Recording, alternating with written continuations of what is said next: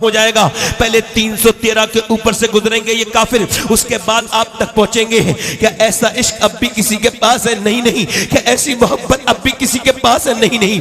अब वो मोहब्बतें खत्म होती चली गई, अब वो जज्बात खत्म होते चले गए, अब नबी के साथ वो मोहब्बतें नहीं रही। अब तो बस नबी को कभी याद कर लिया नहीं कर लिया।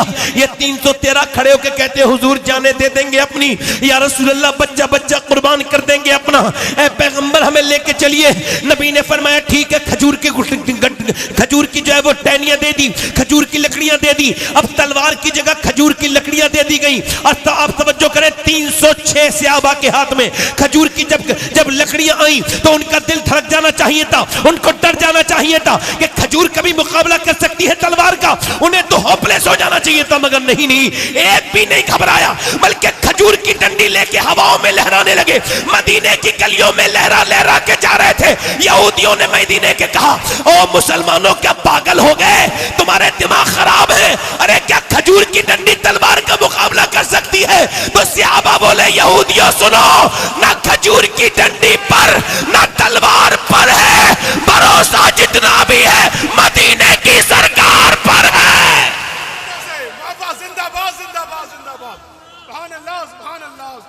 भरोसा जितना भी है मदीने वाले की, मदीने वाली सरकार पर है। 313 निकले, मदीने से निकले।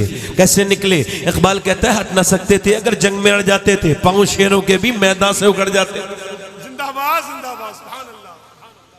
देखो, जो हुजूर की महफिल में मैंने पहले भी कहा था, बोझ ना बना करो, बोलो जरा सुभान अल्लाह। सुभान अल्लाह। ये बोझ बनने वाले लोग अच्छे नहीं होते हैं। हुजूर की महफिल में बदजौक लोगों का कोई काम नहीं है।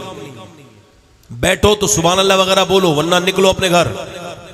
जोर से बोलो सुभान अल्लाह, मुस्कुरा के बोलो, दिल लगा के बोलो। 313 निकले हैं और निकलने के बाद 170 किलोमीटर दूर बद्र के मकाम पे जाके खड़े हो गए। बद्र के मैदान में आज भी कोई भी जाकर के देख ले, अल्लाह ने उन बदरियों, वो बदरी कौन थे जिन्हें अल्लाह ने अपनी आयत, अपनी निशानी बताया?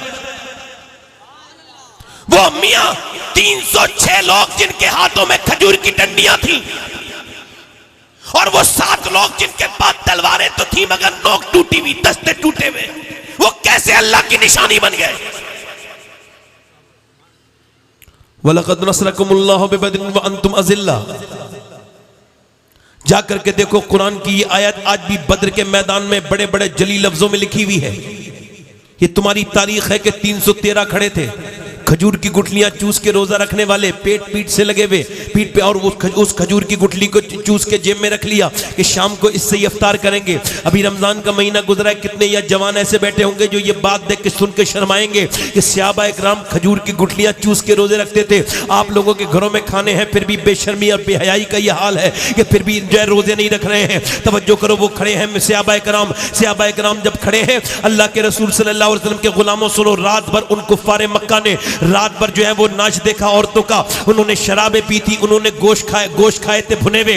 और जब उन्होंने सहाबा इकराम को देखा, पतले दुबले कमजोर सहाबा इकराम को जब उन्होंने देखा, इनके कपड़ों पे पैमद लगे थे, उन्होंने तालियां बजा के मजाक उड़ाना शुरू कर दी। ये हमसे लड़ने आए हैं, देखो तो इनके पास खजूर की डंडियां हैं, ये हमसे लड़ेंगे खजूर की लकड़ियों से, ये तलवारों का मुकाबला करेंगे। अरे ऐसे मिटा देंगे मुसलमानों तुम्हें जैसे तुम जैसे कभी थे नहीं।